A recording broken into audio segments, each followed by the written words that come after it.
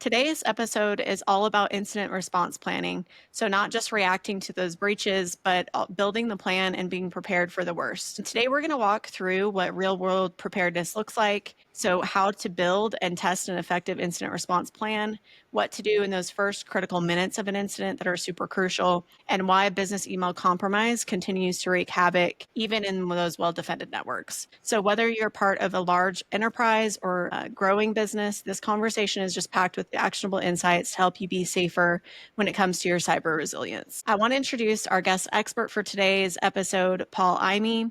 Paul is a co-founder and managing principal at Soteria, who's an MSSP that we partner with here at Catalyst. He brings nearly a decade of leadership in helping organizations strengthen defenses and respond to threats. Paul's expertise spans offensive security, network defense, and cloud environments. Under his leadership, Soteria has developed a lot of practical tools and services to help organizations assess risk, detect threats, and improve their cloud security. So Catalyst has partnered with Soteria for a number of years, and we're just really excited to have Paul here to share what he's seeing in the field, as well as how organizations can help stay ahead. So thanks for joining, Paul. Appreciate your time. Yeah, thanks for having me, Ashley.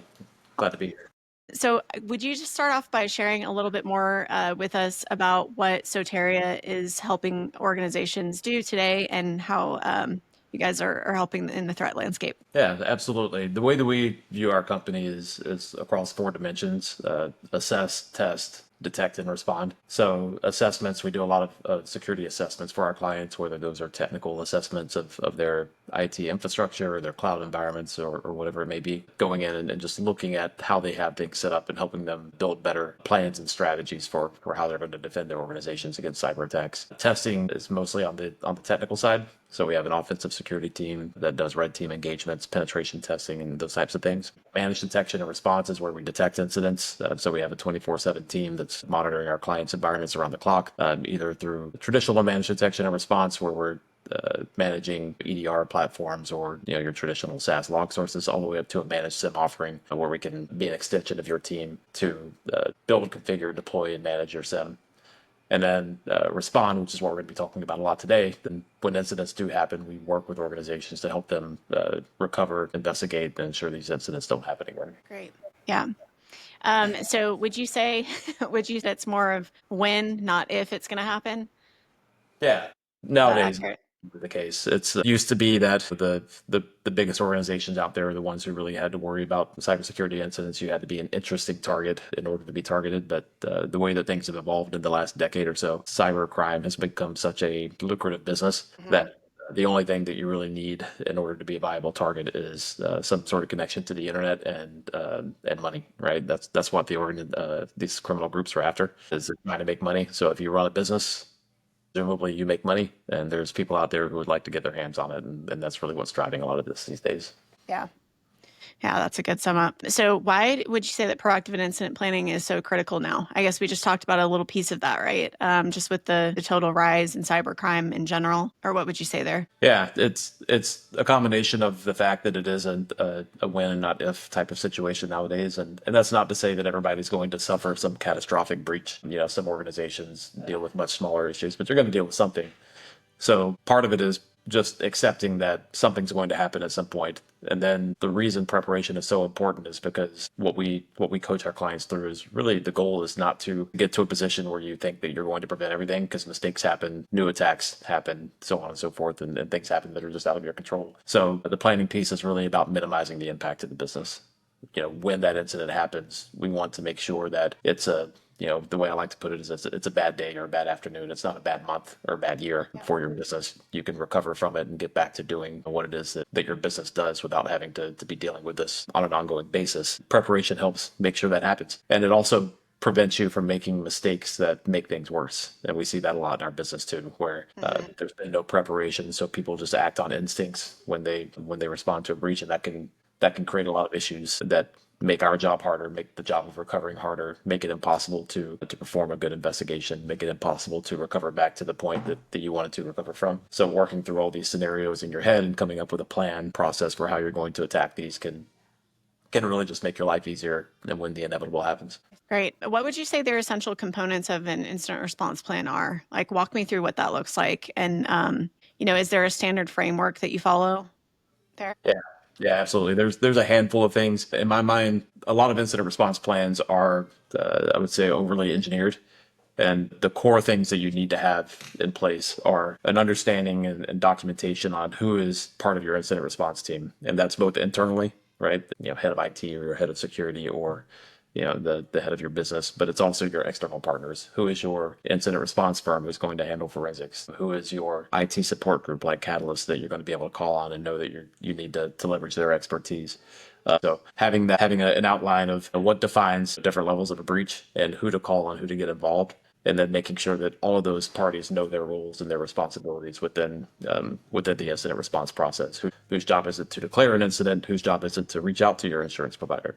Whose job is it to collect evidence, or whose job is it to ensure a swift recovery and get systems back up and running in the event of a ransomware type of attack? And just making sure that everybody understands their roles and responsibilities, and that everybody knows how to get in contact with the right people to get those processes rolling. Right. Prior to, ideally, right. Not at the last minute. Like, we do not want to be doing this as a breach unfolds. Yeah, not as a breach unfolds, not trying to find the contact in some file share in your organization that's been ransomed, and now you can't get a hold of that, and not trying to figure out who the best person would be after the fact. You want to think through these. Yeah. How often do you perform like a tabletop exercise where you're like running through this in real time? I imagine that's a super important part of not just having the incident response plan, but also testing it and making sure that you're ready to go, right? But also, how frequently do you update it? Yeah. Or what's the recommendation there? I would say once a year is a good practice for both. For us, when we update our incident response plan, it makes a lot of sense to align that with your insurance renewals, because a lot of times you're also reviewing your policies, what your coverage is, and sometimes your points of contact change if you get a new underwriter or if you're going through a new broker or something like that. So that's kind of a good natural point to say, like, okay, well, we know we're going to have to update some components of the plan, even if it's just to update our policy number. And so why not update the whole thing and work through it and make sure that all the points of contact are still correct. In terms of testing, there's different levels of testing. I'm a big fan of doing annual, like formal tabletop exercises, getting all your key stakeholders, anybody whose name or role is listed in your incident response plan, getting all into the room or onto a Zoom or whatever it may be, to walk through and make sure that everybody understands their roles, and then use that as an opportunity also to walk through some scenarios, whether it's one big detailed scenario or even to walk through some smaller scenarios of, okay, if this happens, do we have the right people on our team or the right expertise and capabilities to be able to handle this? Or you could do a much larger one where you're sort of challenging assumptions and really diving into the hows of how are we going to handle this specific thing? How would we recover this system if it completely went down? Would that be like identifying critical systems and then, having certain plans for around those particular systems? Okay. Yeah. Absolutely. And then the second layer of that I think can happen more often and more frequently is sort of micro incident response tabletop exercises where within your team, if you're part of an IT team and you read something on the news about some novel attack that happened to a competitor of yours or a business that's similar to yours, or an attack against some technology that you also happen to use, just gathering your team together for an informal, hey guys, how would we handle this? Are we set up to be able to deal with this? Is there something that we should be doing to prevent this or to put us in a better position? Something like this happened to us. And those don't have to be big formal documented type of things, but building that process and that culture internally of saying let's use any opportunity we can to learn from other people's mistakes or learn from the bad things that have happened to other people and help that. And that should be something that's constantly happening in my mind. Let's say, I would imagine that most large organizations have a pretty good process on like having these in place. Do you see the same with smaller companies? Is there a difference between, like, I guess, the readiness of companies based on size or industry that you're seeing? Yeah, absolutely. What's appropriate for a global bank is not going to be appropriate for a small regional manufacturing company, right? But we have seen, and I think a lot of this has been driven by the news cycle and the insurance industry kind of leaning on people and educating them that they need to be doing this. So we have seen more and more of our, I would say, small to medium business customers implementing some of these controls and having tabletop exercises, which would have been completely unheard of 10 years ago. Like, there's no way you get some regional manufacturing or some small assisted living facility to think about incident response 10 years ago. Like, it just wouldn't have happened. But now people are at least thinking about it and having those conversations. So I think it's trending in the right direction. Yeah, at some level it's appropriate for everyone. But obviously you shouldn't dedicate an entire week to this if you're if you're a smaller business, like you would maybe if you were a large global organization, where it makes sense to have a dedicated week-long exercise, because the cost and impacts are going to be very different. Okay, good to know. What would you, how do you start off? Like if you're a smaller organization or even mid-size and, you feel like there are gaps or you're lacking in this particular area, what's a good starting point? Yeah, I think obviously working with a consultant like a Catalyst or a Soteria is a good place to start if you have that type of relationship. Asking folks what every organization's got vendors of some sort, right? Whether it's an IT MSP or a security focused vendor that's helping you through things. I think starting to have those conversations with those vendors of what realistically can you do to support us should this type of incident happen or that type of incident happen? What have you done with other clients? And where are the guardrails in which you can help support us? Also, starting to have that conversation with your insurance brokers or carriers. They tend to be very proactive and very willing to help provide resources, because it's in their best interest that you recover very quickly from an incident, because it reduces the amount they would have to pay out in terms of a claim. Working with them and asking for their recommendations and introductions to folks to help you start that planning process. And again, even more informally, just internally amongst your teams, thinking through, has anybody ever dealt with anything like this before? Are there any, what are we comfortable handling on our own, and what are the limits of our internal capabilities that we would need to bring in some outside assistance? And just, having that awareness to know what you can and can't do is a great starting point, I think. That's good. That's definitely a good recommendation. And I think people, yeah, just like you mentioned, leveraging your current services provider is great. Great starting point. Thanks for that. So where does an MSSP particularly fit into the planning process? Do you help clients build out those incident response plans, or is that another partner of yours, or how does that work? Yeah, we do. We spend a lot of time with clients building out their plans, and helping them, design these from the ground up. And everything from the high level sort of strategic plans to building more specific playbooks for individual incident types. So, here's your big incident response plan of what happens if there's a generic, major breach of any kind. How are you going to handle it? All the way down to, okay, here's something that we know happens a lot is somebody clicks on a phishing email and their account gets compromised, and we identify it. That's not a major breach in most cases, but let's build a playbook for how to handle that aggressively and immediately. That way it doesn't become a bigger breach, and make sure that that's operationalized with folks. So all the way from the strategic planning down to the tactical and operational level planning, we can work with folks through that. And I think that, it's not just us, it's with any IT or security partner that you have, working through them. And again, asking, where do you have strengths and capabilities here, and what can you help us do, and what's outside of your wheelhouse, and making sure that you're having those honest conversations. That way you're not figuring it out in real time. So let's pretend that a company experiences a breach. I guess just maybe one of those general ones. What are the first steps that you should take? Who would be involved immediately? Yeah, for us, the things that we recommend is reaching out to your insurance provider if you have a suspicion that there's a significant breach. And I think ransomware is the big one that we always use it as an example, because it is the most prolific kind of major breach that folks deal with. And so reaching out to your insurance carrier and making sure that you put them on notice that you may be filing a claim.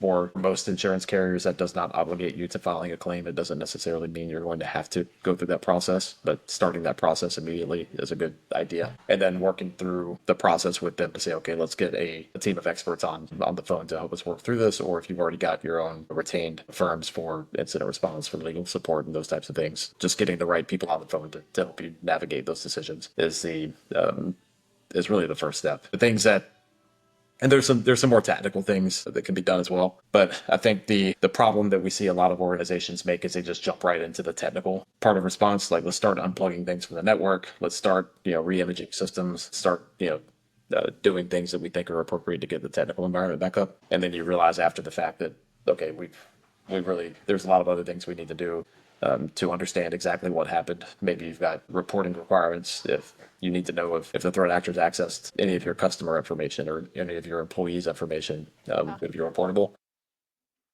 This is a common mistake that we see people make all the time is, well, we've already wiped all those systems and re-imaged them. So there's no evidence of any type to know what actually happened because we were focused on the recovery piece and not the investigation piece. So that's really kind of the slow down to speed up type of mentality that we suggested people take is, and this goes back into the planning of knowing what your goals in a response effort are going to be and making sure that you get all the right people into the room to make decisions and do it quickly, right? This process is an emergency and it needs to happen now, but you also don't want to move too quickly where you're just kind of acting in a reactionary manner and chaos.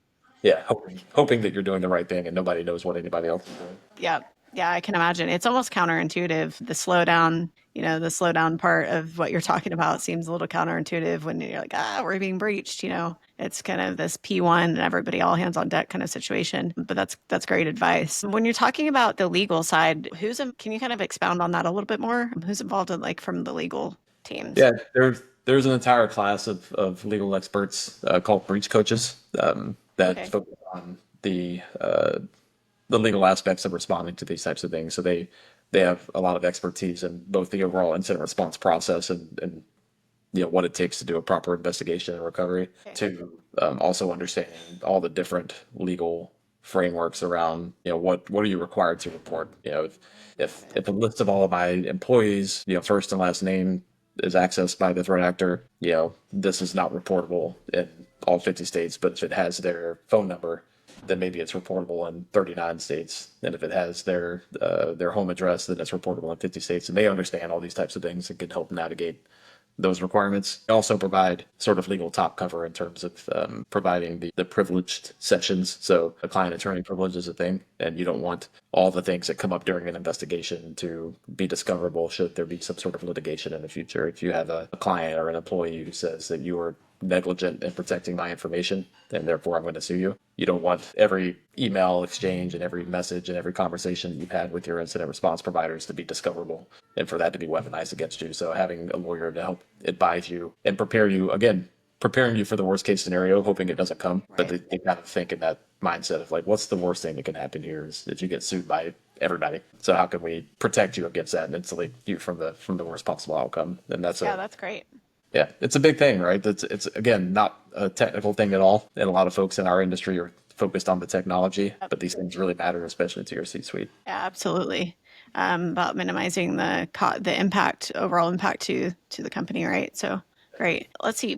We sort of talked about a little bit of a real world example of response and recovery, but maybe we can go into some details about that if you can think of them, without obviously divulging too much information, but just kind of an example of a breach that happened and where you guys were involved in that response and recovery and what that looked like. Yeah, I think there's examples of where things went wrong, and I'll give an example of we had an organization that we worked with where they actually discovered that something was amiss and started getting like understanding that there was a compromise that was happening before there was ever any sort of ransomware. They did not have an incident response plan, so they called their security provider, which happened to be a penetration testing firm, who they were smart people. There's no shade against them, but they weren't incident response folks. And so the penetration testing firm came in and started looking around and trying to investigate to the extent that they could, but they just weren't equipped for this type of thing. They were really good at pen testing and not very good at incident response. And the threat actors started noticing that this was happening, and they actually took over the pen testers' accounts and used that to ransomware the entire environment and took off with the information. So that was a case of, again, them trying to do the right thing, but there was not a plan. There was not an established relationship with a qualified group. Frankly, they didn't get good advice from the people that they spoke to. And so they were more reactionary and just sort of did what felt right in the moment, and it led to a worse outcome than what could have happened. On the flip side, we've had situations where there was one that we did not so long ago where a client logs into their domain controller, and when they log in, they see a file transfer screen uploading something to some file sharing site in Eastern Europe, and they're like, well, that's not something that we would do. Fun. Yeah, exactly. So they were almost certainly in the exfil stage right before ransomware, but they were able to give us a call. They had us on retainer. We had a team working with them within the hour, and we were able to safely disconnect all these infected assets from the network while leaving all their production systems intact and able to operate. And so they didn't have any business disruption. And over the course of a few days, we were able to eradicate every trace of the threat actor activity and get them out of there before the ransomware event occurred. And we were also able to disrupt the file upload and the exfil piece and help their legal counsel understand what was being exfilled and allowed them to make a decision that the information that was being exfilled was not reportable. So they were able to kind of walk away with a sort of clean bill of health without having that worst case scenario come to fruition. So those are two admittedly extreme examples, right? Most things sort of happen in the middle where there is some damage, but it's all about recovering as quickly as possible. But those are a couple of extreme examples of what happens when you recognize an attack in progress and don't make the right decision versus making the right decision and having the right people at the ready to come in and take action. Yeah, it's great to see the differences and clarity between there and how the planning piece just makes such a huge difference when you're in that, fight mode. I guess we get the chaos when the chaos ensues. So yeah, I appreciate that. Let's see. And then do you guys help like conduct the postmortem or the root cause sessions? I'm assuming that's also part of what you guys are doing too. Yeah, the last part of any incident response effort is taking a look back and what have we learned here and what could we do better next time. It's one that a lot of organizations fail to do because typically after an incident response effort usually is measured in months. It's not a quick process in most cases. So there's a natural emotional exhaustion and mental exhaustion for this. You've also not been working on the things that you need to be working on a day-to-day basis for the last month because you've been focused on this and people just want to get back to work. But it is important to take a step back and think about, okay, what went well? What can we do better next time? And how can we, more importantly, prevent this from ever happening again? Taking the time to learn these lessons because there's in every incident like this, there's some lessons to be learned. There's some things that we can, even in the best case scenarios, there's things that we could have done to recover more quickly, to prevent the bad thing from happening in the first place, to identify it a little bit sooner, or whatever it may be. So taking the time to really dig into that, we believe is really important, and that's again, it's a whole company effort. It's the technical teams to how can we detect it. It's the HR for how can our people have been working around the clock on this for the last 2 months. How can we better take care of our people and position ourselves to have the right human resources in place to handle this type of thing in the future? Do we need to really consider how we're handling managing shifts and those types of things all the way up to legal and so on and so forth. So making sure that everybody's involved in that process and everybody takes the time to do some introspection and into what could have gotten better and how we can improve these processes. Yeah, there are a lot of key players that make a huge difference in their respective areas as they're working through this. It sounds like so. I imagine that's a good point as well to kind of go through your incident response plan and make sure that you've engaged properly with that when you've hit a breach too, postmortem. Yep. Great. Let's talk about business email compromise. So, what is that exactly, and why is it so effective? Yeah, it's so business email compromise. The way I think about business email compromise is anytime somebody has their email account compromised as part of their business, but the official definition is more narrow, and the way the FBI defines it is using email, like business email accounts, to conduct like invoice fraud or financial fraud specifically. So it's an interesting thing because things like ransomware or these big data breaches and leaks get a ton of headlines, but business email compromise is by far the biggest cause of financial loss in terms of cybercrime for businesses in the U.S. based on what the FBI reports. But they don't get reported because they don't cause business disruptions. You don't typically have to announce it to customers. Nobody goes to the media and talks about it. So a lot of this stuff flies under the radar, but these things cost billions and billions of dollars to businesses. And really the way it works, in a simplistic term, the most common way it happens is my email. Let's say I'm an accountant or I'm an accounts payable controller at Acme Corp. Ashley, you're Widgets Inc. and you're sending me invoices for me to pay. Somebody compromises your email account and they find an invoice that you had sent me, and they'll just basically take whiteout to it, right? They'll digitally alter it to where it's a completely legitimate invoice, but they'll change the bank payment information and they'll send that on to me from your legitimate email and say, hey, we've updated our payment information. Can you make sure this gets paid ASAP? And it's very difficult to detect from a technical perspective. Because in this scenario, it's coming from your legitimate email. You are a person that we transact with on a regular basis. The amounts look right because they actually took a legitimate email, and those amounts can be huge, but they look accurate. And so if we don't have good processes on our side to verify any sort of banking account changes, then we pay that invoice. And then we don't know it until a month later when you come back to me and say, hey, Paul, you didn't pay that invoice I sent you a month ago. Or we're hitting that net 30 or that net 45 or net 60 term. And then I come back and say, yeah, we did. We paid it, a month ago. And then you start talking and realizing that I paid somebody in Nigeria or Eastern Europe or Hong Kong or something like that had no part of this transaction. So it flies under the radar. And by that point, there's not much you can do about it from a financial perspective. And there's different variations of this where sometimes somebody will register a one letter off domain to have those interactions. So they'll take the invoices. So let's say the other piece is Now my email gets compromised and they see an invoice from you. They don't have access to your inbox. So they register a domain that's really similar to yours, maybe one letter off,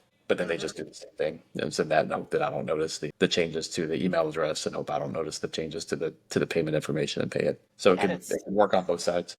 yeah, and it's super minor, so it's high likelihood that you are going to miss it, probably, right? That's how it works. Yep. What are the preventative measures there? Yeah, there's monitoring your email accounts. There's all sorts of things you can do to look for suspicious login activity within your email. Look for, phishing emails is usually how they get in. Make sure you have strong multi-factor authentication. But all these things are bypassable and it's possible to miss a lot of these types of things. So ultimately the best way and the most foolproof way, in addition to all these controls, right? Everything should work in layers and you never rely on one. But the thing that we work with clients is to make sure that you have a really solid process around how you verify and pay invoices. So when I'm onboarding a new vendor, I'm going to pick up the phone and call somebody at that new vendor and have them verify to me via a known good contact information that this is your payment information. I'm going to file that off into my ERP, and that's how I'm going to pay you from now on. And if you send me something with different payment information, I'm going to go back and call that known good number and make sure I have a conversation with you to confirm that these changes are legitimate. I'm not just going to rely on an email that you sent to me saying that this payment information has changed. So having really solid processes in place that just assume that the information you're getting is not good from a payment perspective, and any sort of changes whatsoever have to be confirmed out of band in a different medium than how you're getting those invoices. And that's ultimately the best way to protect against those types of things. That makes sense.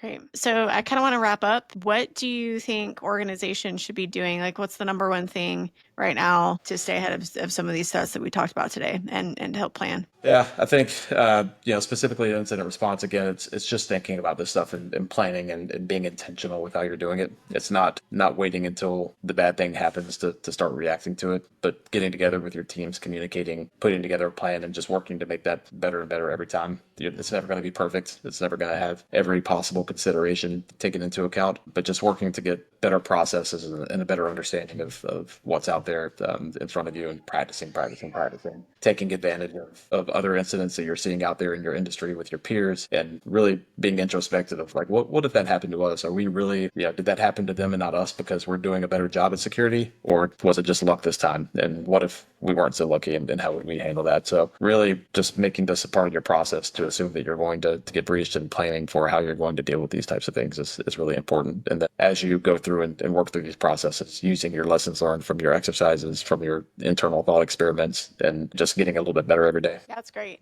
Great recommendations, great advice. Super appreciate the time. If you've got questions for Catalyst or for Paul, please don't hesitate to reach out to us. We'll have links to our resources down here at the bottom of the episode. But thanks again, Paul, for joining today. Any last thoughts or words before we close out our session? No, just thanks again for having me, and have really enjoyed the partnership that we've had with Catalyst for the past, I don't know, like 6 or 7 years now. Yeah, absolutely. Yeah, same. It's been a pleasure. I hope you have a great rest of your day, and we'll talk soon. Thanks, Ashley. You too. Thank you.